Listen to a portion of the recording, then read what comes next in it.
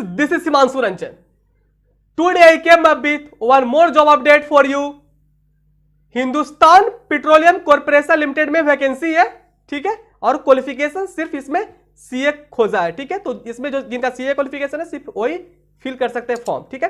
कितना number of vacancy है, कहाँ आपको प्लेस ऑफ पोस्टिंग है, डायरेक्ट इंटरव्यू है या फिर आपका रिटन टेस्ट होगा, क्या होगा, या जीडी होगा, क्या होगा, चले हम लोग आगे जाकर डिस्कस करते हैं। चलिए स्टार्ट करते हैं।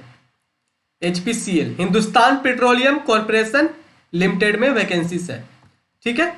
इसमें बहुत खास चीज है इस वैकेंसी में, आपको लास्ट में मैं बताऊंगा, ठीक है। तो लास्ट तक जरूर देखिएगा, ठीक है friends. Hindustan petroleum corporation limited HPCL, ठीक है, महारत्ना कंपनी है, ये तो सबको पता है, ठीक है। हम लोग को इंपॉर्टेंट डेट से मतलब है। देखिए, कमेंसमेंट ऑफ ऑनलाइन एप्लीकेशन, आप एप्लीकेशन फॉर्म कब से भर सकते हैं? ऑनलाइन एप्लीकेशन फॉर्म आप डेट है 3 मार्च 2021, ठीक है। 3 मार्च से आप भर सकते थे, ठीक है। और इसका लास्ट डेट है इस फॉर्म को भरने का, वो 31 मार्च है, ठीक है। 31 मार्च इसका लास्ट डेट है, ओके।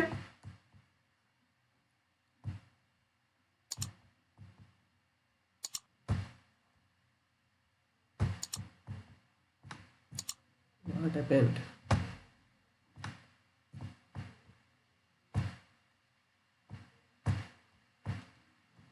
3 मार्च को स्टार्टिंग है ऑनलाइन एप्लीकेशन एंड 31 को अब लास्ट डेट है, आप 31 मार्च तक आप फॉर्म भर सकते हैं, ठीक है फ्रेंड्स। चलिए आते हैं फिर पोजीशंस। चार्टर्ड अकाउंटेंट, ये मैं बता दूं आपको, ये जो वैकेंसी है एचपीसीएल का, हिंदुस्तान पेट्रोलियम कॉर्पोरेशन लिमिटेड का, ये वैकेंसी फिर सिर्फ और सिर्फ only and only chartered accountant के लिए, ठीक है, सिर्फ चार्टर्ड अकाउंटेंट के लिए। तो ऐसा मत सोचिए कि सीएमए वालों के यहाँ पे नहीं डाला है। तो देखिए, कोई कोई वैकेंसी ऐसा होता है जिसमें सिर्फ चार्टर्ड अकाउंटेंट को रखता है, कोई कोई वैकेंसी ऐसा होता है जिसमें सिर्फ मतलब पोस्ट अकाउंटेंट एडमिन से सीएमए को रखता है। तो ठीक है, इन लोग अपना एलिजिबिलिटी बनाते हैं कि हाँ इस डिग्री वालों को देते हैं। कुछ ऐसा कंपनी है जो कि सीएमए को प्रेफर करते हैं, तो कुछ ऐसा वेरी होता है।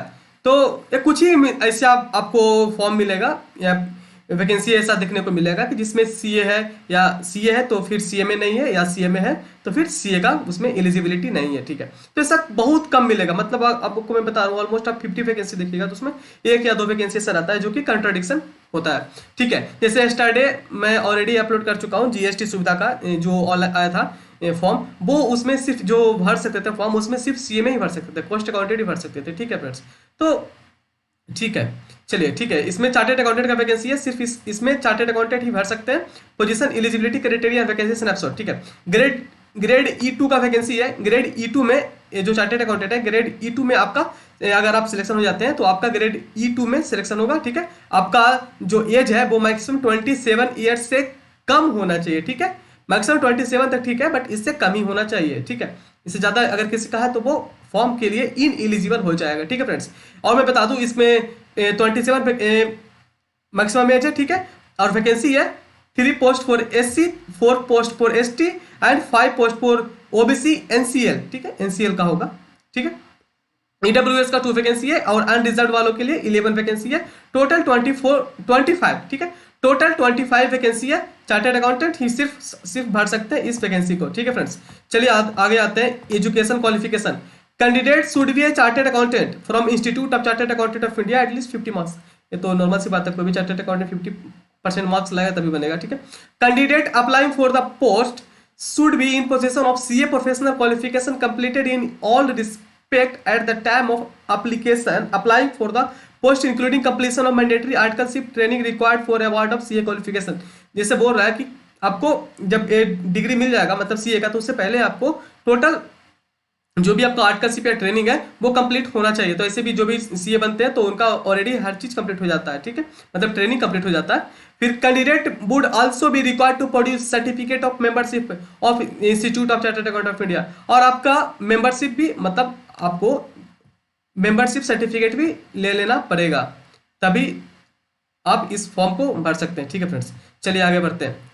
Shortlisting and selection process, shortlisting किया जाएगा, comprise of various shortlisting tool. Shortlisting किया जाएगा CA मार्क्स के हिसाब से, ग्रुप टास्क के हिसाब से, पर्सनल इंटरव्यू के हिसाब से, ठीक है फ्रेंड्स। तो आगे आप थोड़ा बहुत ये सब आप देख लीजिएगा, ठीक है। आगे बढ़ते हैं। हम लोग आते हैं इमोलमेंट, दैट मीन सैलरी कितना मिलने वाला है आप लोगों को। E2 में आपका सिलेक्शन होगा, आपका जो पे स्केल बनेगा वो 50,000 से लेकर के 1,60,000 तक। ठीक है, तो मैं आपको बता देता हूँ ऑलमोस्ट आपका 75,000 से लेकर के 80,000 तक ऑलमोस्ट आपका सैलरी आएगा पर मंथ। ठीक है, 75 से 80,000, ठीक है, 75,000 से 80,000 तक आएगा per month. Cost to company मतलब CTC आपका 15.17, ठीक है, 15.70 लाख रुपीस। ये फ्रेशर का वैकेंसी है, सबसे बड़ी बात है ये फ्रेशर का वैकेंसी है। ठीक है फ्रेंड्स, तो 15.70 लाख फ्रेशर का वैकेंसी है, बहुत अच्छा वैकेंसी है, मतलब बहुत अच्छा सैलरी है। ठीक है, इसके बाद आगे बढ़ते हैं। जो इम्पोर्टेंट रहेगा सिर्फ मैं वही डिस्कस करूंगा, बाकी आप सब लोग देख लीजिएगा।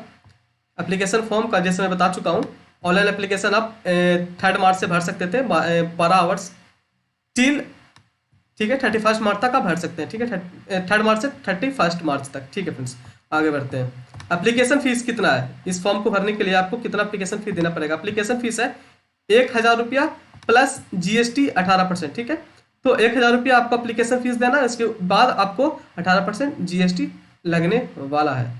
ठीक है, आप कैसे भी पेमेंट कर सकते हैं, पेमेंट आप debit card, credit card, UPI, net banking, कैसे भी आपको जैसा भी आपको सुविधा लगता है उससे पेमेंट कर करके इस फॉर्म को भर सकते हैं। 1,000 लगेगा एप्लीकेशन फी प्लस 18% GST भी लगने वाला है। ठीक है, चलिए आगे बढ़ते हैं।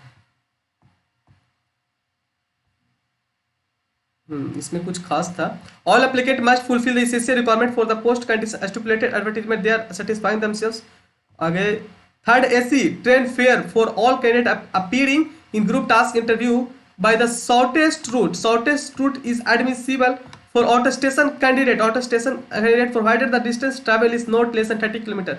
अगर आप 30 किलोमीटर से ज़्यादा का अगर ट्रैवल करके आप अगर इंटरव्यू GD या इंटरव्यू ऑब्लिक ग्रुप टास्क में अगर आप अपीयर कर रहे हैं HPCL में, तो अगर आप डिस्टेंस जो ट्रैवल किए हैं थर्ड AC से अगर 30 किलोमीटर से ज़्यादा अगर ट्रैवल किए हैं, तो फिर the candidate will be required to fill the travel allowance form. तो फिर आप ट्रैवल अलाउंस फॉर्म भर दीजिएगा as detail on HPCL website and submit it along with travel proof for travel undertaken. ठीक है, अब जो भी ट्रैवल जितना भी का भी टिकट होगा, बट वो जो आप जो ट्रैवल कर रहे हैं वो मोर देन 30 किलोमीटर होना चाहिए। ठीक है, आप फॉर्म भर दीजिएगा, HPCL का जो बता रहा है ट्रैवल अलाउंस फॉर्म भर दीजिएगा। Candidate also need to upload the ticket on your on our website with all details. Travel allowance will be processed through online mode. ठीक है, this reimbursement is not applicable to candidate who are already employed in central government. ठीक है, ये बोल रहा है कि जो ऑलरेडी एम्प्लॉयड है उसको रिएम्बर्समेंट नहीं मिलेगा। ठीक है, तो नॉर्मली जो स्टूडेंट्स 30 किलोमीटर से ज्यादा ट्रैवल कर रहे हैं जा रहे हैं बाई थर्ड AC, तो उनको रिएम्बर्समेंट मिल जाएगा जितना भी उनका कॉस्ट लगा है जाने में, ट्रैवलिंग कॉस्ट। बट इसमें एक्सेप्शन है कि जो भी लोग सेंट्रल गवर्नमेंट स्टेट गवर्नमेंट में जॉब कर रहे हैं उनको नहीं मिलने वाला है ये फायदा। ठीक है, तो ठीक है फ्रेंड्स, तो आज ये फॉर्म था, फ्रेशर का वैकेंसी है चार्टर्ड अकाउंटेंट का। अगर आप एलिजिबिलिटी क्राइटेरिया को फुलफिल कर रहे हैं तो ये बहुत ही अच्छा मौका है, प्लीज फॉर्म को जरूर भरें क्योंकि ऐसा वैकेंसी बहुत ही कम देखने को मिलता है। और वीडियो अगर अच्छा लगा हो तो प्लीज वीडियो को लाइक मार दीजिए और थोड़ा शेयर कर दीजिए, सबको शेयर कर दीजिए, ईना मीना टीना राहुल जितना भी है फ्रेंड्स सबको शेयर कर दीजिए, और वीडियो बंद करने के पहले चैनल को सब्सक्राइब कर दीजिए। चलिए, थैंक यू।